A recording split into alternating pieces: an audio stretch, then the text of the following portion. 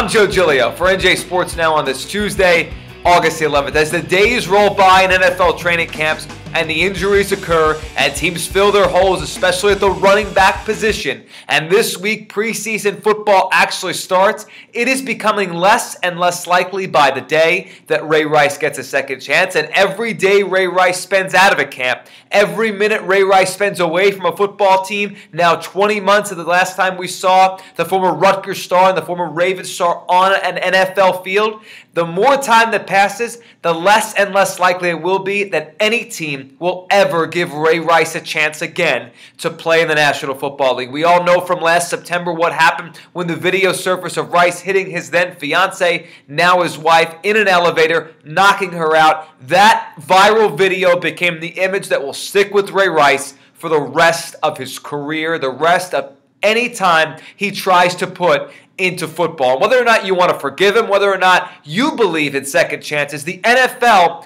doesn't have to unless it behooves them, specifically each team. Jesse Jackson, the latest to speak out on Ray Rice's behalf. He has spoken. Everyone close to Ray Rice says, give this guy a second chance. Well, the bottom line is it's not that easy. It has to be worth it for a team to do it, and it has to be worth the headache. And make no mistake, it will be a headache. Not Ray Rice himself, because you could believe that he is rehabilitated and you could believe he will be on his best behavior, and he was never someone that was a guy that would get in trouble off the field outside of this one awful incident. So I think any team out there can probably look Ray Rice in the eye, believe he is a different person now, and believe they will get a guy that can play hard for them and not get in any sort of trouble and embarrass the organization. But the outcry from so many people when and if he does get signed has to be outweighed by the fact that he would produce. And based on what we saw from Ray Rice the last time he played in the NFL in 2013, there is no guarantee, and in fact it's very likely he wouldn't produce. Only 3.1 yards a carry. Rice was a diminished player the last time we saw him.